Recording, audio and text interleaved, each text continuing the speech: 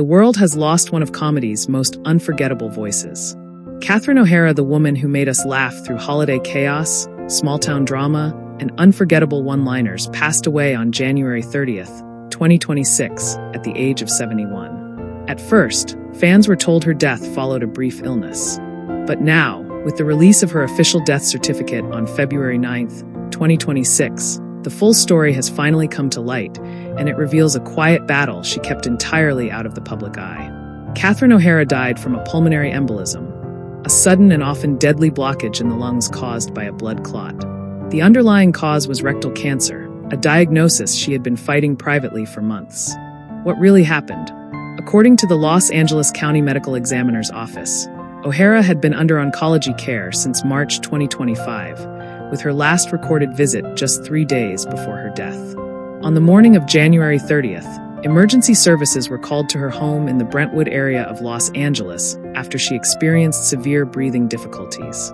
She was rushed to St. John's Health Center in Santa Monica, but despite urgent medical care, she did not survive.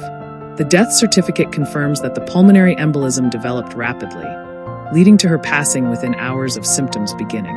Afterward, she was cremated, and her remains were returned to her husband of more than 3 decades, acclaimed production designer Bo Welch.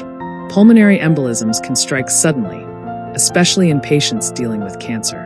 While treatments for colorectal cancers have improved, complications like this can occur without warning, and in Catherine O'Hara's case, they proved fatal. What makes her passing even more heartbreaking is how quietly she endured her illness. There were no public announcements, no interviews, no updates, not even subtle hints that she was unwell. When news of her death first broke, sources simply confirmed she had died at home following a brief illness. Only now do fans understand just how much she was carrying behind the scenes. True to her nature, Catherine O'Hara chose dignity and privacy over attention, focusing on her work and her family until the very end. Catherine O'Hara's career spanned more than 5 decades, and few performers left such a lasting mark across generations. She first rose to prominence on SCTV in the 1970s and 1980s, where her sharp comedic instincts and fearless character work made her stand out instantly. Then came the role that turned her into a holiday tradition. In Home Alone and Home Alone 2, she played Kate McCallister, the frantic but loving mother racing across the world to find her son Kevin. Her panicked airport scenes, tearful reunions, and unforgettable screams of Kevin became iconic moments in film history. She followed that with unforgettable performances in Beetlejuice, bringing warmth to the strange and chaotic Dietz family, and as the voice of Sally in The Nightmare Before Christmas, where she gave a stitched-together character a soul full of heart. Later in life, she reached an entirely new generation through Schitt's Creek. As Moira Rose, the dramatic former soap star with an accent no one could explain, O'Hara created a cultural phenomenon. Her wigs, wardrobe, and lines like "Fold in the cheese" earned her 2 Emmy Awards and cemented her place as a modern comedy legend. Even in her final years, she never slowed down, appearing in projects like The Studio on Apple TV Plus and The Last of Us, proving her talent was timeless. After her death was announced, tributes flooded in from across the entertainment world. Macaulay Culkin remembered her not just as his on-screen mom, but as a caring presence during his childhood. Eugene Levy, her longtime collaborator, spoke of her generosity and brilliance. Dan Levy called her a legend who elevated every scene she touched.